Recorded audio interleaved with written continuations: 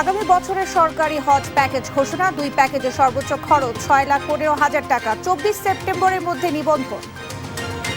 মুজাফফরকে ট্রাইব্যুনালে হাজিরের নির্দেশ, 1 বছরে মামলা 25 লাখে নামিয়ে আনার লক্ষ্য, জানালেন আইনমন্ত্রী। স্থানীয় সরকার নির্বাচনের প্রার্থিতা নিয়ে আইনের সংশোধনী প্রস্তাব ইসির। আইন শৃঙ্খলা বাহিনীর তালিকায় যুক্ত হচ্ছে সশস্ত্র বাহিনী।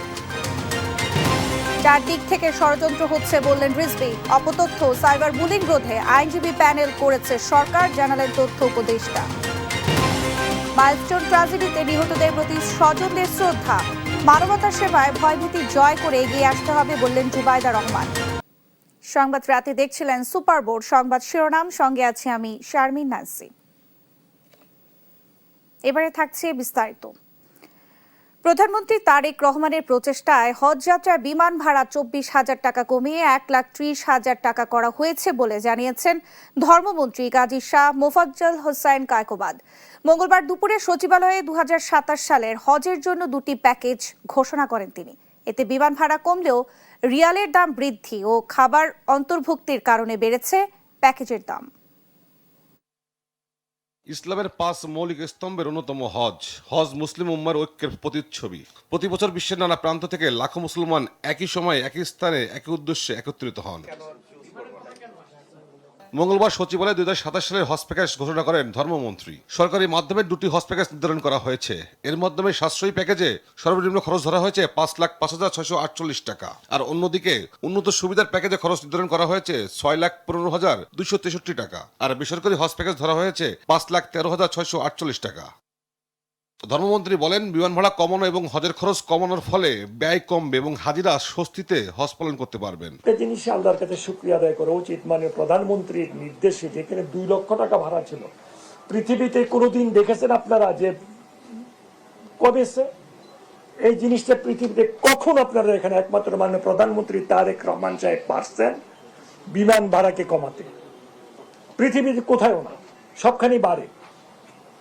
যেখানে 2 লক্ষ টাকা ছিল সেখানে 1,30,000 টাকা। ইনশাল্লাহ আগামীতে আল্লাহ যদি সহি সালামত আরো কমবে মনে হয়। সর্বনিম্ন প্যাকেজের দাম বৃদ্ধি নিয়ে মন্ত্রী বলেন, সৌদি রিয়ালের দাম বৃদ্ধি এবং খাবার অন্তর্ভুক্তির কারণে দাম বেড়েছে। সৌদি রিয়াল আগে যেভাবে বাংলা টাকা যত কমে পাওয়া যেত, এখন কিন্তু তার বেশি দিতে হয়। ভবিষ্যতে আরো বেশি দিতে হতে পারে, ওটা তো আমাদের হাতে নয়, এটা ইন্টারন্যাশনাল। আর প্রতিটা খরচ কিন্তু বেড়ে যাচ্ছে সৌদি পর্যায়ে।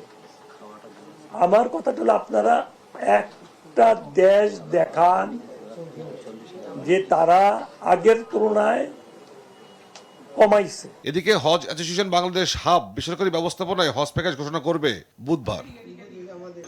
তৌফিক মাহমুদ মুন্না, দেশ টিভি, ঢাকা। সাবেক রাষ্ট্রপতি জিয়াউর রহমান হত্যা মামলার অন্যতম আসামি মেজর অবসরপ্রাপ্ত মোজাফফর হোসেনকে ঘিরে সামনে আসছে একের পর এক নতুন তথ্য। আন্তর্জাতিক অপরাধ ট্রাইব্যুনালের প্রসিকিউশনের দাবি, শুধু জিয়া হত্যাই নয়, গেল 16 বছরে সংগঠিত মানবতা বিরোধী অপরাধের নানা ষড়যন্ত্রে জড়িত ছিলেন সাবেক এই সেনা কর্মকর্তা। গ্রেফতারের পর বর্তমানে সেনা হেফাজতে আছেন মোজাফফর। আগামী বৃহস্পতিবার সকাল 10টার মধ্যে তাকে হাজিরের নির্দেশ দিয়েছেন ট্রাইব্যুনাল। দীর্ঘ 4 দশকেরও বেশি সময় ছিলেন আত্মগোপনে, বদলেছেন নাম পরিচয়, পাল্টেছেন একের পর এক ঠিকানা। এত কিছুর পরও শেষ রক্ষা হলো না সাবেক রাষ্ট্রপতি জিয়াউর রহমান হত্যা মামলার অন্যতম আসামি অবসরপ্রাপ্ত সেনা কর্মকর্তা মোজাফফর হোসেনের। 1/11 অন্যতম কুশীলব অবসরপ্রাপ্ত জেনারেল মাসুদ উদ্দিন চৌধুরীর সঙ্গে ফোনালাপের সূত্র ধরে গ্রেফতার হন মোজাফফর। সেনা আইনে বিপথগামী এই সেনা কর্মকর্তার বিচারের প্রস্তুতি চলাকালীন এরই মধ্যে নতুন তথ্য সামনে আনলেন আন্তর্জাতিক অপরাধ ট্রাইব্যুনালের তদন্ত সংস্থা। মঙ্গলবার এক সংবাদ সম্মেলনে চিফ প্রসিকিউটর জানান, শুধু জিয়া হত্যাই নয়, গত 16 বছরে নানা মানবতা বিরোধী অপরাধের ষড়যন্ত্রে যুক্ত ছিলেন মোজাফফর। 16 বছরে তৎকালীন সরকারের সাথে তার সম্পৃক্ততা কি, মাসুদ উদ্দিন চৌধুরীর সাথে তার কি সম্পৃক্ততা ছিল, এবং তিনি একজন পলাতক ব্যক্তি থাকা সত্ত্বেও তিনি পার্শ্ববর্তী দেশে যাওয়া আসা, বাংলাদেশে মাসুদ উদ্দিন চৌধুরীর মতো একটা বিতর্কিত ব্যক্তির সাথে তার যে এই যে সংশ্লিষ্টতা এবং নানান মানবতা বিরোধী অপরাধ যখন বাংলাদেশে সংগঠিত হচ্ছিল, ঠিক সেই সময়ে তার যে বিভিন্ন রকমের কর্মকাণ্ড, এই সব কিছু মিলিয়ে আমাদের একটি ইনভেস্টিগেশনের প্রয়োজন। প্রসিকিউশনের আবেদনের প্রেক্ষিতে বৃহস্পতিবার সকাল 10টার মধ্যে মোজাফফরকে আন্তর্জাতিক অপরাধ ট্রাইব্যুনালে হাজির করার নির্দেশ দেন ট্রাইব্যুনাল। আগামী 23 তারিখে 10টার মধ্যে তাকে হাজির করার জন্য আর্মির অ্যাডজুটেন্ট জেনারেল বরাবরে একটি প্রোডাকশন ওয়ারেন্ট ইস্যু হয়েছে। তাকে আগামী তারিখে যদি আনা হয় আমাদের ট্রাইব্যুনালে, দেন আমরা তাকে শোন অ্যারেস্টের আবেদন করব এবং পরবর্তীতে অন্যান্য আইনগত যেসব কার্যক্রম আছে সেগুলি করা হবে। চিফ প্রসিকিউটর আরও জানান, শাপলা চত্বর হত্যাযজ্ঞ মামলার পূর্ণাঙ্গ তদন্ত প্রতিবেদন হাতে এসেছে। বৃহস্পতিবারের মধ্যে ট্রাইব্যুনালে আনুষ্ঠানিকভাবে তা দাখিল করা হবে। আগামীকালকে অথবা পরশুদিন এর মধ্যে আমরা ফরমাল চার্জ দাখিল করব। জুনায়েদ আল হাবিব, দেশ টিভি, ঢাকা। দেশে বর্তমানে ৪৫ লাখ মামলা চলমান আছে বলে জানিয়েছেন আইনমন্ত্রী মোহাম্মদ আসাদুজ্জামান। বলেন, বাধ্যতামূলক মধ্যস্থতার প্রক্রিয়ায় 1 বছরে মামলার সংখ্যা 25 লাখে কমিয়ে আনার চেষ্টা করছে সরকার। মঙ্গলবার সকালে সচিবালয়ে 10 জেলায় মামলা পূর্ব বাধ্যতামূলক মধ্যস্থতা কার্যক্রম উদ্বোধন শেষে এসব কথা জানান তিনি। মধ্যস্থতার প্রক্রিয়ায় কোনো দুর্নীতি প্রশ্রয় দেওয়া হবে না বলেও সতর্ক করেন আইনমন্ত্রী। দেশের আদালতগুলোতে প্রায় ৪৫ লাখ বিচারাধীন মামলার বিশাল জট রয়েছে। ফলে সাধারণ মানুষের ন্যায় বিচার পাওয়ার পথকে চরমভাবে সংকুচিত করে তুলেছে। বছরের পর বছর ধরে চলা এই দীর্ঘসূত্রিতায় বিচারপ্রার্থীরা আর্থিকভাবে নিঃস্ব হচ্ছেন, পাশাপাশি আইন ও বিচার বিভাগের উপর আস্থা হারাচ্ছেন। এমন বাস্তবতায় 10 জেলায় মামলা পূর্ব বাধ্যতামূলক মধ্যস্থতা কার্যক্রমের উদ্যোগ নিয়েছে সরকার। মঙ্গলবার সকালে সচিবালয়ে এই কার্যক্রমের উদ্বোধন করেন আইনমন্ত্রী মোহাম্মদ আসাদুজ্জামান। বর্তমানে ৪৫ লাখ মামলা আছে উল্লেখ করে মন্ত্রী বলেন, বাধ্যতামূলক মধ্যস্থতার প্রক্রিয়ায় 1 বছরেই 25 লাখে কমিয়ে আনার চেষ্টা করছে সরকার। বাংলাদেশের অপ্রতুল বিচারকের বিপরীতে প্রায় ৪৫ লক্ষের মতো মামলা চলমান আছে। ২০২৫ সালের ফেব্রুয়ারি থেকে মে পর্যন্ত মামলা দায়েরের সংখ্যা ছিল ৫,৬০৫। সেইটা প্রিমিডিয়েশনের কারণে কমে এসে দাঁড়িয়েছে ১৮১০-এ, 67.71% ড্রপ করছে। মামলা প্রত্যাহার নিয়ে আইনমন্ত্রী সাফ জানান, সরকার রাজনৈতিক হয়রানিমূলক মামলা প্রত্যাহারের সিদ্ধান্ত নিলেও শিশু নির্যাতন ও ধর্ষণ সংক্রান্ত কোনো মামলা প্রত্যাহার করা হবে না। রেপের মামলা, শিশু ধর্ষণের মামলা কিংবা যৌতুকের জন্য স্ত্রীকে হত্যা করেছে মামলা, পরবর্তীতে এই সমস্ত মামলা নিয়ে এসে রাজনৈতিক কালার যদি কেউ দেওয়ার চেষ্টা করে, আমি বলেছি আমার টেবিল পর্যন্ত এই মামলা আসবে না। Come what may, political flavour যতই থাক না কেন, রেপের মামলা তাকে আদালতের মাধ্যমে নির্দোষ প্রমাণ করতে হবে। আইনমন্ত্রী বলেন, মধ্যস্থতা প্রক্রিয়ায় কোনো দুর্নীতিকে প্রশ্রয় দেওয়া হবে না। এক্ষেত্রে সরকার জিরো টলারেন্স নীতিতে রয়েছে। তৌফিক মাহমুদ মুন্না, দেশ টিভি, ঢাকা। জাতীয় সংসদ নির্বাচনের মতো সব স্থানীয় সরকার নির্বাচনেও সশস্ত্র বাহিনীর সদস্যদের মোতায়েনের আইনি সুযোগ রাখতে চায় নির্বাচন কমিশন। একই সঙ্গে দ্বৈত নাগরিক, ঋণ খেলাপি, খেলাপি ঋণের জামিনদার এবং এমপিও ভুক্ত শিক্ষা প্রতিষ্ঠানের শিক্ষকরা যেন স্থানীয় নির্বাচনে প্রার্থী হতে না পারে সেই জন্য আইনি বিধান যুক্ত করার প্রস্তাবও অনুমোদন করেছে ইসি। স্থানীয় সরকার নির্বাচনকে সামনে রেখে সাংবিধানিক এই সংস্থা আইন ও আচরণ বিধিমালার সংশোধনী চূড়ান্ত করতে কমিশন সভায় এসব সিদ্ধান্ত নিয়েছে। জাতীয় সংসদ নির্বাচনের পরীক্ষা শেষে এবার স্থানীয় সরকার নির্বাচনের পরীক্ষার দ্বারপ্রান্তে নির্বাচন কমিশন। সরকারের গ্রিন সিগন্যাল পাওয়ার পর আগামী অক্টোবর মাসে পৌরসভা ও ইউনিয়ন পরিষদ নির্বাচন দিয়ে ধাপে ধাপে ভোট শুরু করার প্রস্তুতি নিচ্ছে কমিশন। নির্বাচনকে সামনে রেখে আইন ও আচরণ বিধিমালায় সংশোধনী চূড়ান্ত সহ নানা গুরুত্বপূর্ণ বিষয়ে মঙ্গলবার নির্বাচন ভবনে বৈঠকে বসে নির্বাচন কমিশনাররা। প্রধান নির্বাচন কমিশনার এএমএম নাসির উদ্দিনের সভাপতিত্বে সভায় 4 নির্বাচন কমিশনার সহ ঊর্ধ্বতন কর্মকর্তারা উপস্থিত ছিলেন। সভা শেষে গণমাধ্যমকে ইসি সিনিয়র সচিব আক্তার আহমেদ জানান, স্থানীয় সরকার নির্বাচন সামনে রেখে মোট 5টি আইনে কিছু সংশোধনী চেয়ে প্রস্তাবনা করেছে ইসি। সবগুলোর ভিতরে আপনার সশস্ত্র বাহিনী অন্তর্ভুক্ত, যেমন যেটা আরপিওতে যেভাবে আছে সেইভাবেই। লাভজনক পদে, অফিস অফ প্রফিট, লাভজনক পদে থেকে নির্বাচন করা যাবে না। আবার দ্বৈত নাগরিকত্বধারী যারা, তাদেরকেও আমরা মনে করি, কমিশন মনে করে যে তাদেরকেও আপনার নির্বাচনে অংশগ্রহণের সুযোগ নেই। কেন আপনারা জানেন যে কনস্টিটিউশনে এই জিনিসটা বার আছে। আইন সংশোধনের পাশাপাশি এনআইডি সংশোধনের প্রক্রিয়াও সহজ করতে ব্যবস্থা নেবে ইসি। ডাটা কালেকশনটা কোন লেভেল পর্যন্ত নামানো যায় সেটা নিয়ে আরও কিছু পর্যালোচনার পরে আমরা একটা সিদ্ধান্ত নেওয়া হবে যে এটা এসএসসি নাকি ক্লাস 8 নাকি ক্লাস প্রাইমারি এনরোলমেন্ট, যেটাই হোক না কেন এটা পারস্পরিক একটা কি বলে তুলনামূলক বিবরণী অনুযায়ী আমরা এটাকে পরবর্তীতে সিদ্ধান্তে আসবো। এই সংশোধনীর ফলে নির্বাচনের প্রার্থী হওয়া সহ বেশ কিছু বিষয়ে পরিবর্তন আসবে বলেও জানান ইসি সিনিয়র সচিব আক্তার আহমেদ। কাজে আমরা আমাদের দিক থেকে মনে করেছি এটা সুপারিশ করা যায়। ইউসুফ ভুঁইয়া, দেশ টিভি, ঢাকা। চারদিক থেকে ষড়যন্ত্র হচ্ছে, তাই কিছু না পাওয়ার হতাশা প্রকাশ না করে নেতাকর্মীদের ঐক্যবদ্ধ থাকার আহ্বান জানিয়েছেন বিএনপির সিনিয়র যুগ্ম মহাসচিব রুহুল কবির রিজভী। মঙ্গলবার সকালে নয়াপল্টনে যুবদলের সাবেক সহসভাপতি জাকির হোসেন নান্নুর রুহের মাগফিরাত কামনায় দোয়া মাহফিলে এই কথা বলেন তিনি। জিয়াউর রহমানের হত্যাকারী আন্তর্জাতিক আর দেশীয় আশ্রয় ছিল জানিয়ে রিজভী বলেন, এই ঘাতক গেল ৪৫ বছর কিভাবে পলাতক ছিল তা নিয়ে জনমনে প্রশ্ন আছে। এই জন্য কোনো হতাশার কিছু নেই। চক্রান্ত ষড়যন্ত্র চারিদিক থেকে আসবে। আমি যে কথাটা বলছিলাম যে ৪৫ বছর ওই লোক কোথায় ছিল, মেজর মুজাফফর কিভাবে আসতে পারল? নিশ্চয়ই যারা তাকে আশ্রয় দিয়েছেন এর আন্তর্জাতিক আশ্রয়দাতা আছে, দেশের ভিতরে আশ্রয়দাতা আছে। ১৭ বছর আওয়ামী লীগ ক্ষমতায় ছিল। কারা? ডিইনফরমেশন, মিসইনফরমেশন ও সাইবার বুলিং প্রতিরোধে আইনজীবী প্যানেল তৈরি করা হয়েছে। এ বিষয়ে ২-১ দিনের মধ্যেই প্রজ্ঞাপন জারি করা হবে বলে জানিয়েছেন প্রধানমন্ত্রীর উপদেষ্টা ডাক্তার জাহিদুর রহমান। প্রয়োজন মনে করলে প্রধানমন্ত্রী তারেক রহমান মন্ত্রীদের দপ্তর পুনর্বন্টন করবেন বলেও জানান তিনি। ভেঙে পড়া প্রতিষ্ঠান নিয়েই চ্যালেঞ্জ মোকাবেলা করতে হচ্ছে উল্লেখ করে তিনি বলেন, জনগণের উপর কোনো অন্যায় চাপিয়ে দেবে না সরকার। সমসাময়িক বিভিন্ন ইস্যু নিয়ে মঙ্গলবার দুপুরে তথ্য অধিদপ্তরের সম্মেলন কক্ষে সংবাদ সম্মেলনে বক্তব্য রাখেন প্রধানমন্ত্রীর নীতি ও কৌশল বিষয়ক উপদেষ্টা ডাক্তার জাহিদুর রহমান। শুধুমাত্র কিছু অলিগার্কের স্বার্থ রক্ষা করার জন্য আমাদের গ্যাস এক্সপ্লোরেশন বন্ধ ছিল।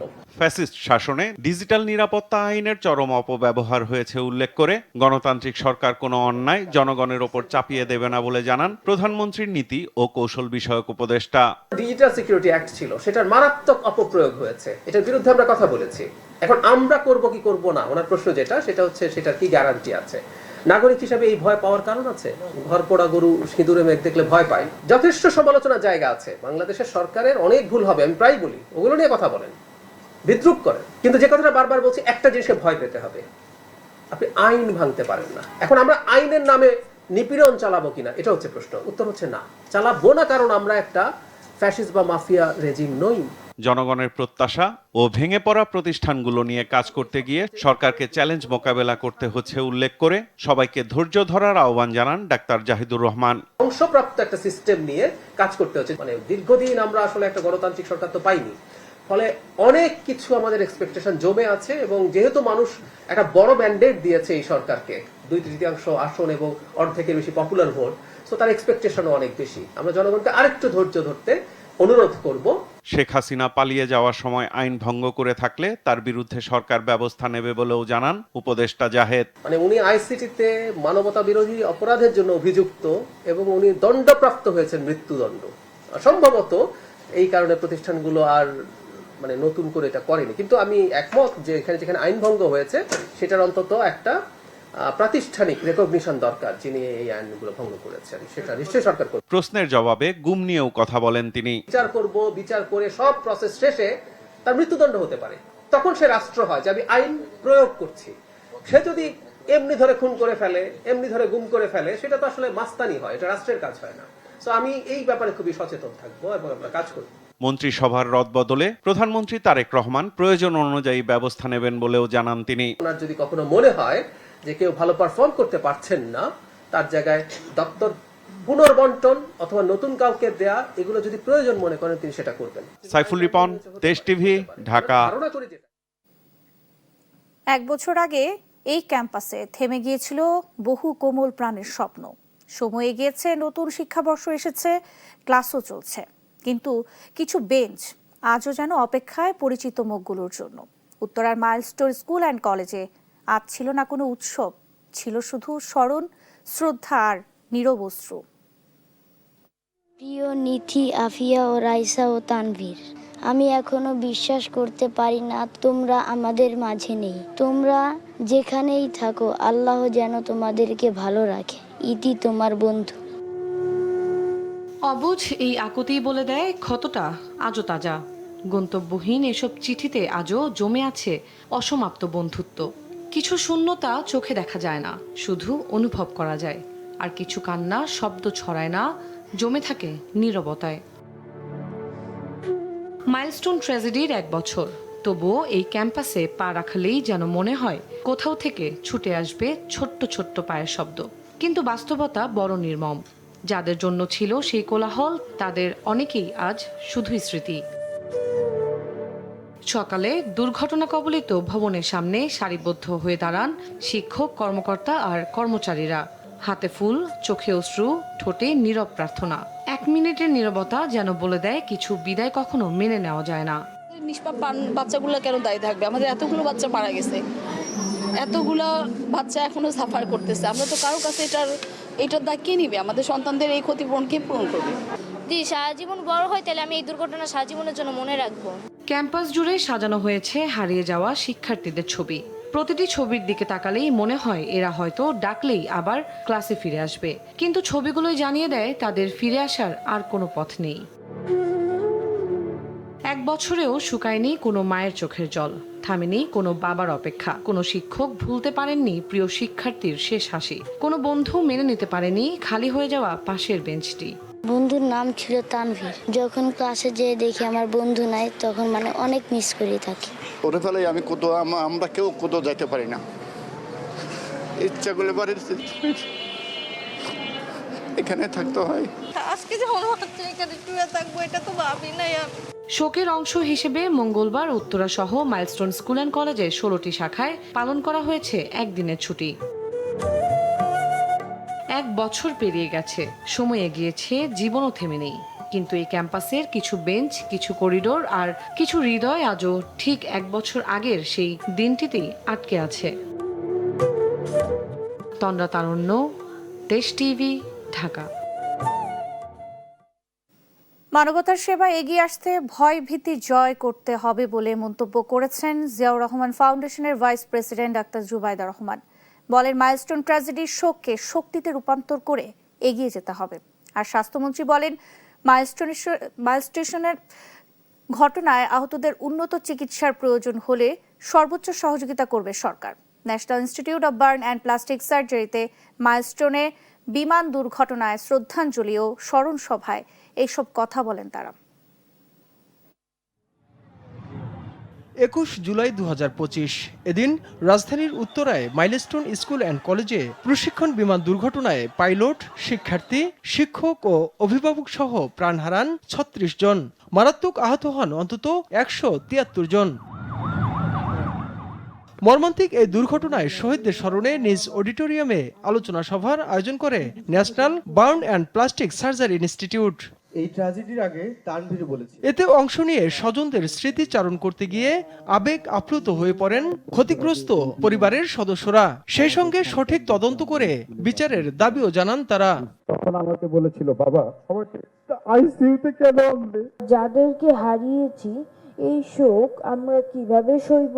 একজন মা হিসেবে এই স্মৃতি থেকে সন্তানদেরকে বের করে আনা কতটা কঠিন তা আমি প্রতিদিন অনুভব করি। তদন্ত কমিটির কোনো তদন্ত রিপোর্ট প্রপারলি এখন পর্যন্ত পাবলিশড হয় না। এই ঘটনায় তাৎক্ষণিক চিকিৎসক পাঠিয়ে সহায়তা করে যুক্তরাজ্য, China, Singapore O Bharat.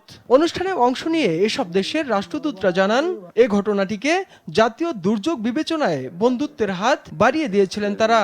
The cooperation of the team under Nasser's leadership and everyone in the institute together with the international community. Partnership between India and Bangladesh is strongest when it is carried forward not only by the government but our citizens.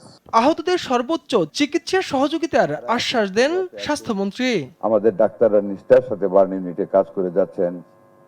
এরপরেও যদি আরো কিছু উন্নততর চিকিৎসার প্রয়োজন হয়, আমাদের সরকার আমরা পিছিয়ে থাকবো না। বক্তব্যের শুরুতে নিহতদের গভীর শ্রদ্ধাভরে স্মরণ করেন অনুষ্ঠানের প্রধান অতিথি জিয়াউর রহমান ফাউন্ডেশনের vice president doctor Zubaida Rahman.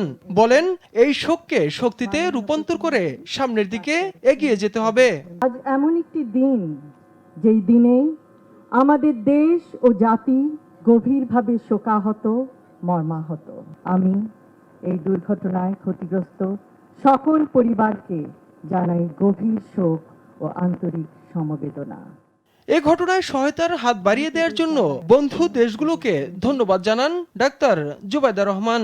I would like to thank our friends from different countries. Taifur Rahman Tuhin, দেশ টিভি, ঢাকা। শিল্প কারখানায় জ্বালানি সংকট নিরসনে সরকার কাজ করছে বলে জানিয়েছেন প্রধানমন্ত্রীর উপদেষ্টা ডক্টর মাহদি আমিন। মঙ্গলবার রাজধানীর একটি হোটেলে বায়লা ফিউচার সামিটের সমাপনী দিনের এক সেশনে এই কথা বলেন তিনি। জানান, বেসরকারি খাতের বিকাশে সরকার পাবলিক প্রাইভেট পার্টনারশিপ সম্প্রসারণে গুরুত্ব দিচ্ছে। দক্ষ জনশক্তি গড়ে তোলার পাশাপাশি কর্মদক্ষতা বাড়াতে প্রযুক্তির সহজলভ্যতা নিশ্চিত করা জরুরি।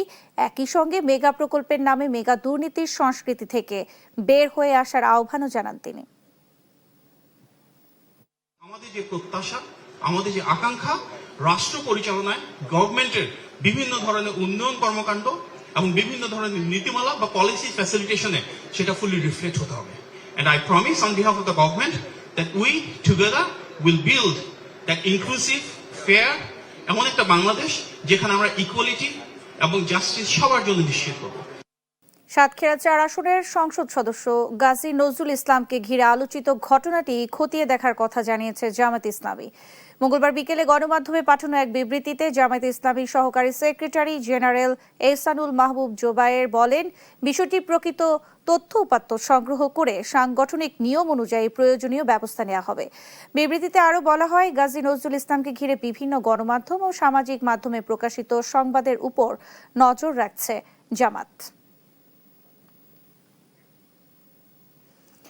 প্রতি ঘনমিটার গ্যাস বিক্রিতে 13 টাকা 96 পয়সা কমিশনের দাবি জানিয়েছে CNG filling station owners association. দাবি না মানলে আগামী 30 জুলাই সকাল 6টা থেকে রাত 12টা পর্যন্ত ফিলিং স্টেশন বন্ধ রাখার ঘোষণা দিয়েছে সংগঠনটি। মঙ্গলবার দুপুরে সংবাদ সম্মেলনে এসব কথা বলেন অ্যাসোসিয়েশন নেতারা। কমিশন বৃদ্ধির কোনো উদ্যোগ না নেওয়া হলে 23 আগস্ট থেকে অনির্দিষ্টকালের জন্য ধর্মঘটের হুঁশিয়ারি দেন তারা। বলেন, বারবার বিদ্যুতের দাম বাড়ার সঙ্গে অন্যান্য খরচ বাড়লেও সিএনজি বিক্রিতে কমিশন না বাড়ায় ক্ষতিগ্রস্ত হচ্ছেন ব্যবসায়ীরা। গ্যাসের মূল্য বৃদ্ধির কারণে বর্ধিত জামানত জমা দেওয়ার প্রথা বাতিলের আহ্বানও জানায় সংগঠনটি। আগামী 23/8/2026 তারিখ রবিবার থেকে অনির্দিষ্টকালের জন্য সারা দেশে সকল সিএনজি ফিলিং স্টেশন বন্ধ রাখা হবে। বিদায়ী 2025-26 অর্থ বছরের প্রথম 11 মাসে দেশে যে পরিমাণ রেমিটেন্স এসেছে তার প্রায় 62% এসেছে সৌদি আরব, যুক্তরাজ্য, সংযুক্ত আরব আমিরাত, মালয়েশিয়া ও যুক্তরাষ্ট্র থেকে। বাংলাদেশ ব্যাংক বলছে, গেল অর্থ বছরের প্রথম 11 মাসে বিভিন্ন দেশ থেকে প্রবাসীরা $3,277 কোটি পাঠিয়েছেন। এর মধ্যে শীর্ষ 5টি দেশ থেকে এসেছে $2,025 কোটি বা প্রায় 65%। সর্বোচ্চ $527 কোটি 97 লাখ এসেছে সৌদি আরব থেকে, যা মোট আয়ের 16%। দ্বিতীয় সর্বোচ্চ $468 কোটি 58 লাখ আসে যুক্তরাজ্য থেকে। এই তালিকায় সংযুক্ত আরব আমিরাত $427 কোটি 82 লাখ নিয়ে তৃতীয়, $322 কোটি নিয়ে মালয়েশিয়া চতুর্থ এবং $278 কোটি 96 লাখ নিয়ে যুক্তরাষ্ট্র পঞ্চম অবস্থানে রয়েছে। এই ছিল এখনকার সংবাদ রাত। পরের বুলেটিন দেখার আমন্ত্রণ রইল। ধন্যবাদ জানাচ্ছি সবাইকে।